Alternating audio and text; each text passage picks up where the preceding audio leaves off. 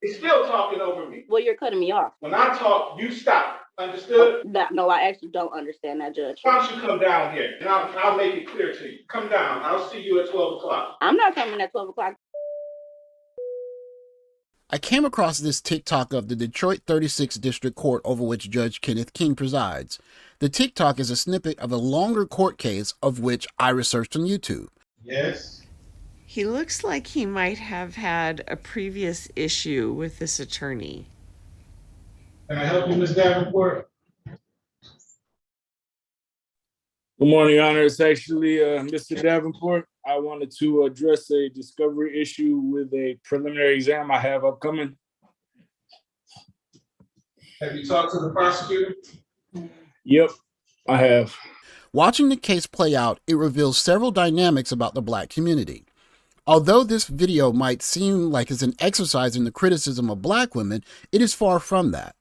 This court case, which involves 2 Black lawyers, 2 men and 2 women, will reveal 3 dynamics that should be taken note of. 1. It's extremely difficult for Black men in any capacity to command respect. 2. Quote-unquote simping will put men in a certain level of danger. And 3.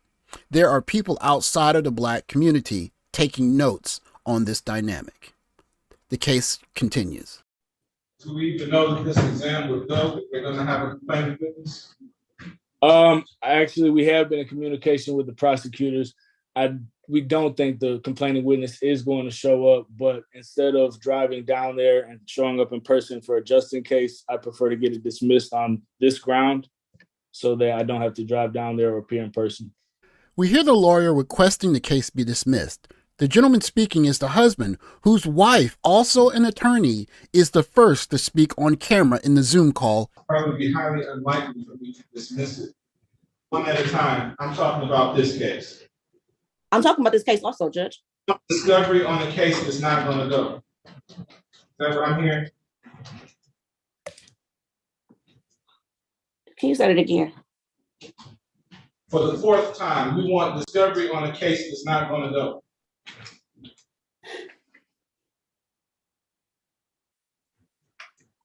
Let me choose my words.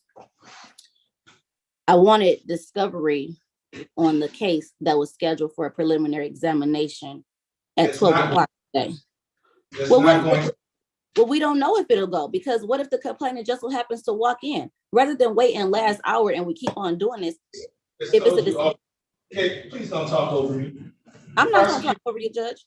He's still talking over me. Well, you're cutting me off. When I talk, you stop. Understood?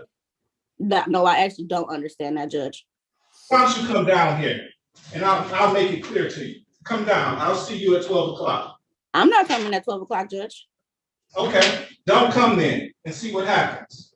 Okay, so do you want Attorney Davenport, who is the attorney on this case? Do you want to speak to him? Because if you're asking me, why are you even talking to me if you're not on this case? I don't even want to talk to you then. Well, you asked a question about me, Judge, so I started speaking. You're talking to me if you're not involved in this case. Well, I am involved. I'm co-counsel on this case, Judge, but just to be... I want you to come down here at 12 o'clock today. I won't be coming, but here's Attorney Davenport. And I'll hold you in contempt of court. And I'll go ahead and file a grievance. Instantly, you can see a split in who supports whom in the comments. Judge should have sent the sheriff over to pick her up right then and there, haul her to court, and hold her in contempt. Reply, that's a problem with judges, power hungry. You don't lose your freedom of speech when you're in front of them. Like she said, she's not a child. Reply, there's a certain expectation of decorum in court. That attorney was out of line and disrespectful to the judge in court. The judge is power tripping. Reply, maybe, just maybe, if she'd not interrupt the judge, he wouldn't have to exercise his authority. Have you thought about that? I don't understand why they demand so much respect, but yet they can talk down to you and disrespect you. Egos are way too big in the system. Exactly why she should file her grievance. The caption is misleading. She wasn't disrespectful to the judge was disrespectful to her. It is after this encounter with the judge that the lead attorney on the case, the woman's husband, has to then address a judge who feels he's been disrespected while dancing around the feelings of his upset wife turned lawyer to save her ego and his marriage. In effect, this young Black lawyer has been put in a lose-lose situation. I won't be coming, but here's Attorney Davenport. And I'll hold you in contempt of court. And I'll go ahead and file a grievance. Do it. I will. I don't appreciate any yelling. I feel like it's unprofessional. I feel like she was trying to express the fact that this. And I asked her not to talk over me, Mr. Davenport. Just like you stopped when I started talking, I expect the same from her. Just as this happens in other cases, we expect discovery in a timely fashion so we can represent our clients in the best way possible. So as these cases become moot points of discovery, we would like to be able to have a situation where if the complaining witness does show up, we don't have to wait till the last minute. We can either hold the exam or not. We keep trying to do and be proactive. And we're trying to explain this problem right now, but there's no reason Mr. Davenport, if the witness was to show up, there's no way I would make you go forward on the case that you just received discovery on today. Period. Now let me talk about what I don't appreciate. I don't appreciate being talked over. I don't appreciate when I'm trying to make something clear. Ms. Davenport indicates that she didn't understand. I told her to come down here. She told me what she's not going to do. I ordered her to do so. So understand that grievance process works both ways. I can file a grievance as well. As you can see, this young black lawyer is being put in an impossible position. He is performing emotional labor while he's in court. Not only does he have to proceed in the proper manner that a lawyer should, but he has to do so while upholding his wife's honor and trying not to offend her. With several touches of the brow and very careful language usage, you can see there's an added level of stress for him trying to do his job. Not only has his significant other put him in an compromised position, but you can see certain men and even women online that expect that of him. And that the error in all of this was the judge's attitude, a judge who just so happens to be a black man. My opinion based on the clip, judge forget he's sitting in a public office acting as if he's above or over anyone. He should know none it above the law.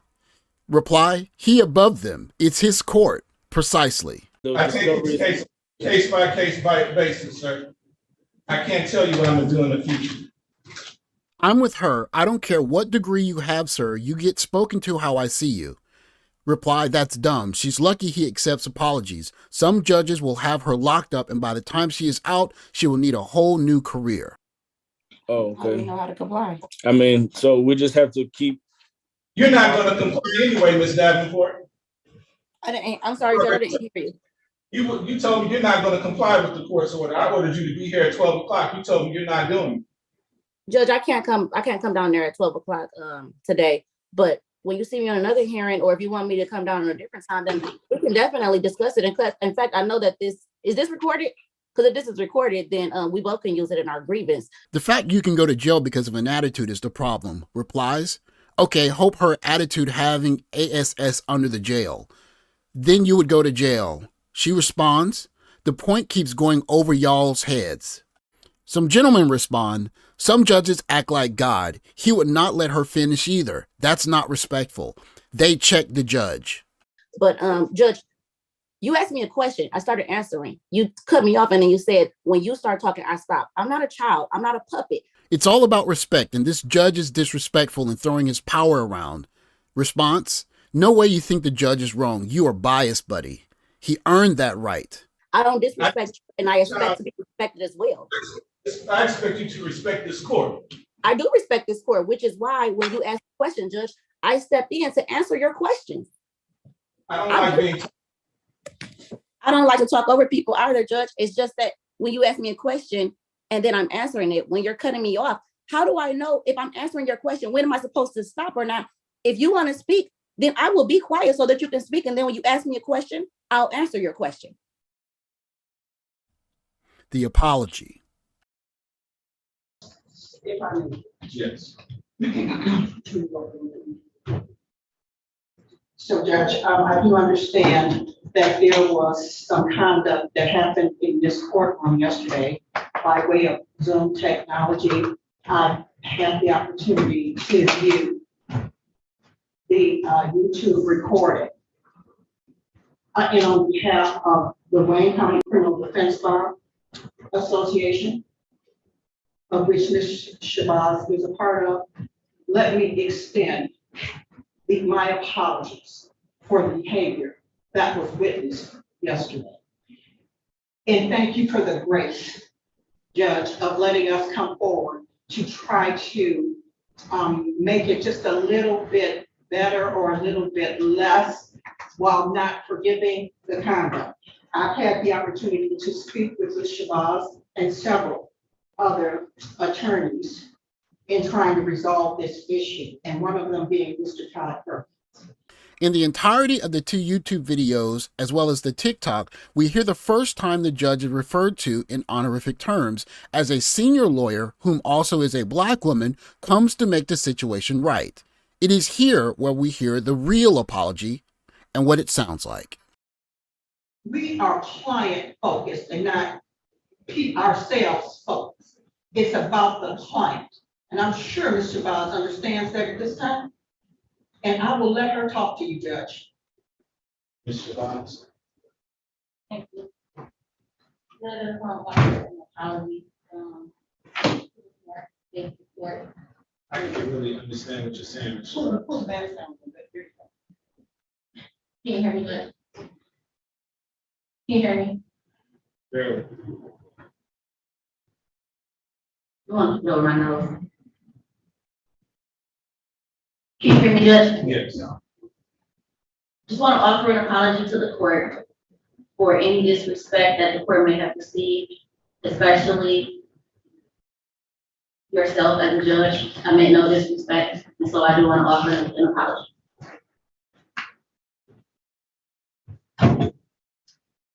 So let me say this. In my 17 years on the bench, I've never been disrespected like that before, ever. Nor have I ever witnessed any disrespect like that coming from an attorney. I see stuff like that from the defendant time and time and time, but never from an attorney. I expect more. When I speak about the danger of simping, the real danger in it is that you are not reading the room, and instead you are focused mostly on what is going to make the subject of your attention happy or satisfied in the moment. What both the husband's lawyer and men online miss when trying to avoid hurting the woman's feelings is that they simply aren't reading the room. A quick look through the comments on YouTube under the video show that an overwhelming majority of people see a lawyer that is out of order. They're not seeing a queen that is a boss bee that is quote unquote slaying. They're instead seeing someone that's getting away with things that they would not accept themselves. And in the midst of all of this, we see a Black man, a judge, who after 17 years in his post can still be disrespected by a junior lawyer on a Zoom call. When men speak of alphaing your way through it, what they're essentially saying is that there's a level of masculinity as a Black man you can achieve to where you exude an air that will demand respect. But what we have often come to see is that no matter how accomplished a Black man becomes, even the most junior of lawyers can see you after all that you have accomplished as just another quote-unquote dusty undeserving of respect. When you hear men speaking of being dusties, or that you hear them say that you have to become a certain person in order to warrant respect, what many men, and particularly Black men, have come to understand is that no matter how much you accomplished or where you stand, at the end of the day, on any given day, regardless of your station, you can be seen as a dusty. Sometimes, unfortunately, from even our own. Thanks for watching. Like, subscribe, comment below. I'll catch you in the next video. Take care, guys.